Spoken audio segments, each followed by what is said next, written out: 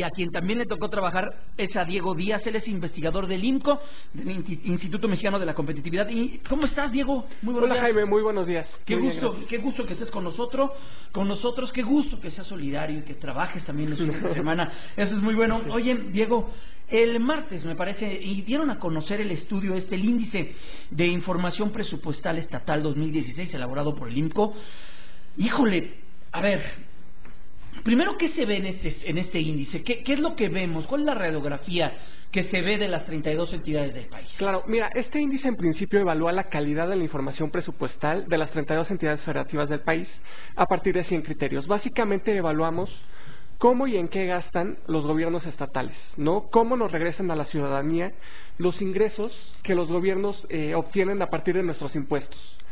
Lo que observamos es que hay casos como los de Coahuila, Jalisco y Puebla que obtienen un 100% de cumplimiento, mientras que encontramos que 7 entidades federativas tienen cumplimientos reprobatorios. Dentro de estas 7 entidades encontramos casos como la Ciudad de México y el Estado de México, que son precisamente los dos estados que tienen el mayor presupuesto del país. Oye, pues eso no es una buena noticia. Efectivamente, la transparencia presupuestal de estos dos estados en particular es reprobatoria. No nos dan a conocer información básica sobre los salarios y el número de burócratas, por ejemplo, que trabajan en estas administraciones, aspectos relevantes como la deuda pública, ¿no? A qué tasas de interés contratan, con qué instituciones bancarias, temas también como accesibilidad, qué tanto acceso tenemos nosotros como ciudadanos a estos dos documentos que son las leyes de ingresos y de los presupuestos de egresos, temas también sensibles como cuánto destinan en 2016 a comunicación social, a ayudas y subsidios, etcétera. Es un catálogo bastante completo de 100 criterios que evalúa prácticamente toda la información que deberían de estar reportándonos a nosotros como ciudadanos, pues es nuestro dinero el que están gastando. Oye, me llama mucho la atención que en esta evaluación del 2016 salga encabezando la lista Coahuila, una de las entidades que pues desde hace algunos años se colocó en el tema a nivel nacional por el muy mal manejo de su deuda, una deuda que creció muchísimo a lo largo de los últimos años, que de hecho hipotecó buena parte de lo que sucede en las decisiones presupuestales de aquella entidad. ¿Por qué ellos salen en primer lugar? Claro, mira, creo que a raíz de ese suceso, que fue el Moreirazo, el famoso Moreirazo, el mismo estado de Coahuila decidió hacer un ajuste estructural en la transparencia de sus finanzas públicas. Bueno, también es importante mencionar que como parte de este índice únicamente evaluamos lo que ellos dicen que van a gastar y no efectivamente cómo terminaron gastando. En este caso puede que un estado nos diga a nosotros como ciudadanos al inicio del ejercicio fiscal que van a gastar, no sé, 50,000 pesos en deuda, 50,000 millones en deuda, y terminen gastando el doble o el triple. Eso ya obedece a otra parte del ciclo presupuestario que en este índice propiamente no se evalúa. Sin embargo, te adelanto que para el mes de febrero de 2017, en el IMCO vamos a presentar un índice en el que ya vamos a evaluar efectivamente cómo terminaron de gastar, cuánto nos dijeron que iban a gastar y cuánto terminaron gastando efectivamente. Oye, lo que sí es una tragedia. Y esto es como de hecho lo ve, no me acuerdo si que el propio Juan Pardinas lo comentaba, que los gobiernos son como los mis reyes. O sea, el gobierno federal es como el papá, es como el que te da la tarjeta de crédito y órale, mijito, gástesela, como quiera. Es impresionante que los gobiernos estatales no recaudan, no saben recaudar o no quieren recaudar. Y bueno, además de eso, y lo gastan no saben gastar. Exactamente. Creo que esa es la mayor indignación por parte de todos los mexicanos, porque además de que no recaudan y las... ¿Qué porcentaje hay? Ayúdanos a entender, porque es abrumador, ¿no? Del total de los ingresos estatales, más del 80%, el 82% proviene del gobierno federal, y ellos solamente generan el 10% de sus ingresos, a través principalmente de impuestos. Entonces no recaudan también mal al hacerlo a través de impuestos como por ejemplo el impuesto sobre la nómina, que es un impuesto que pagan todos los mexicanos que tienen un empleo formal, que es un impuesto a la formalidad. Lo que hace es que... desincentiva a generar empleos. Exactamente, todo eso, ¿no? Totalmente, y también desaprovechan sus facultades tributarias, y lo peor que es que no saben gastar. Ese es un tema que... El predial, bueno, ni hablamos. El predial, exactamente. Otros impuestos que no recaudan, por ejemplo, la tenencia, que es un impuesto bastante controversial, pero en IMCO creemos que es de los impuestos menos distorsionantes. Una de las propuestas es quitar el impuesto sobre la nómina que pagamos todos, que tiene un efecto perverso sobre la economía, sobre la generación de empleo, y tratar de buscar impuestos que son menos distorsionantes, ¿no? Tal vez no son populares y nunca lo van a ser, pero al final los impuestos son un mal necesario y hay impuestos que son peores que otros. Oye, estamos platicando con Diego Díaz, él es investigador del IMCO, del Instituto Mexicano de la Competitividad, este índice de información presupuestal 2016. Diego, pero los gobernadores, muchos gobernadores tomaron el tema, y ahorita que lo trajiste a la mesa, lo que tiene que ver con la tenencia como bandera política. ¿Hoy qué va a pasar? Totalmente. Mira, ahorita los estados están en un contexto en principio de austeridad, derivado de los recortes que ha planteado la Secretaría de Hacienda y Crédito Público.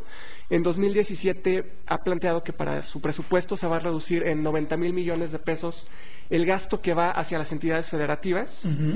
Y en este contexto precisamente los estados tienen de tres.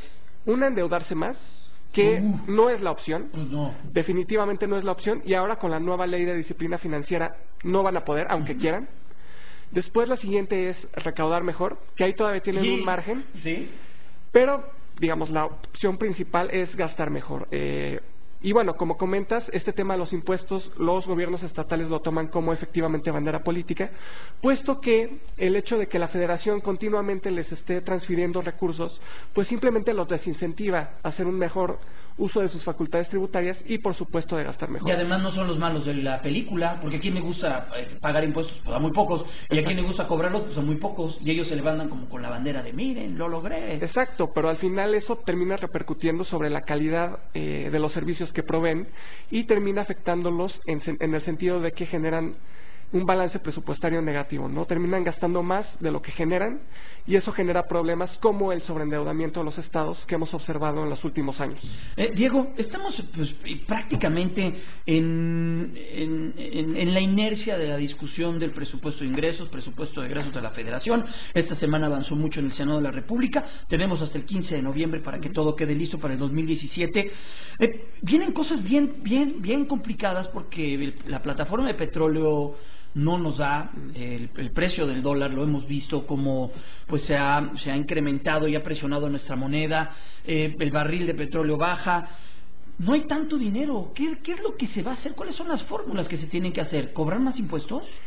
Mira, yo creo que dadas los casos de corrupción que hemos visto, los casos que día a día observamos en las noticias de mal ejercicio de los recursos públicos, la principal alternativa y la principal opción, el ajuste estructural que deberían implementar no solo los gobiernos estatales, sino también el gobierno federal, es gastar mejor. Te pongo un ejemplo. Mientras que en 2008 el gobierno federal comenzó a implementar el presupuesto basado en resultados, que es un mecanismo que garantiza que se presupueste con base en objetivos de política pública. Lo que hemos observado es que 8 años después, los estados no han terminado de implementar esta metodología y solamente llevan un grado de avance del 73% en la implementación de un mecanismo que garantizaría que los estados gasten mejor. Un caso, por ejemplo, el de Baja California Sur, únicamente tiene un avance del 33%. Esto, digamos, nos habla de la poca disposición que tienen los gobiernos, a nivel estatal principalmente, para hacer un uso eficiente de los recursos públicos. Esa definitivamente tiene que ser la opción antes de recaudar más, porque por supuesto que como mexicanos no vamos a estar dispuestos a destinar una buena parte de nuestro salario. Pues sí, no, ni modo que nos digan, órale, paguen más para impuestos. Financiar casas, por ejemplo, del gobernador con licencia, Javier Duarte, ¿no? Entonces, esa tiene que ser el ajuste principal y también buscar, adicionalmente, eliminar impuestos como el de la nómina que te comentaba, que afectan a la economía y buscar otro tipo de mecanismos para financiar esas agujeros que se deriven de la eliminación de este impuesto, ¿no? Oye, me llama mucho la atención que en este índice Quintana Roo sale como una de las entidades, pues, o en los peores lugares, siendo una entidad, pues, es la puerta de entrada de la mayor cantidad de dólares que recibe este país por cuestiones de turismo. El turismo se coloca como en el segundo punto o tercer punto de ingreso de divisas. La península de Yucatán, en particular la Riviera Maya, en particular Quintana Roo, se coloca como uno de los generadores de divisas más importantes de este país, y que sea tan poco o tan opaco todo lo que sucede alrededor de sus políticas públicas. Así es, de hecho el estado de Quintana Roo es el último lugar en este índice, con un cumplimiento de 48 de los 100 criterios evaluados, lo que nos dice un poco de nos habla un poco de la falta de seriedad que tiene este gobierno ante los ciudadanos, ¿no? Al final este es un documento en el que deben reflejar qué es lo que quieren hacer con su administración, ¿no? ¿Qué van a hacer? ¿Cuánto le van a destinar a educación? ¿Cuánto a salud? ¿Cuánto a seguridad pública? Y el hecho de que un estado tenga tan bajos niveles de cumplimiento nos dice que este estado tiene toma con una falta de seriedad el darnos a conocer realmente qué va a hacer con nuestros impuestos. Es una pena que estados como Quintana Roo, que estados como Michoacán, como Zacatecas, que ocupan los últimos lugares en este índice, no asuman el presupuesto de egresos como un documento, más que un documento técnico, como un documento ciudadano. Debe ser un documento ciudadano, debe contener un elemento discursivo en el que nos digan qué van a hacer con nuestros impuestos, ¿no? En qué van a gastar, cómo lo van a gastar y sobre todo para qué lo van a gastar, ¿no? Oye, también llama la atención que hay entidades, tampoco todo está tan malo, ¿no? Hay entidades que han avanzado y han avanzado bien. Ahí, ¿cuáles son las que tú catalogarías como que han hecho la tarea? Mira, el estado que más avanzó fue Chihuahua, que avanzó 13 posiciones. Esto obedece también a que han buscado mejorar la transparencia de la entidad. También observamos el estado de Guerrero también, ¿no? Claro que pasa de la posición 28 a la 20, sigue a media tabla, pero avanza 8 posiciones. Esto porque mejoró en 8 criterios que no reportaba el año pasado y este año sí lo hace. Lo mismo Baja California Sur, que subió 5 lugares de la posición 21 a la 16. ¿No? Entonces hay casos que avanzaron. Sin embargo, también algo que nos llama mucho la atención en INCO, y en particular para este índice, es el caso de Sonora.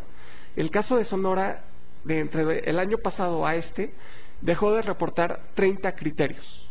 Es decir, dejó de reportar cuánto le va a gastar en pensiones, cuánto va a destinar a los municipios de la entidad, cuánto va a destinar a la misma Auditoría Superior del Estado, ¿no? Y eso está grave.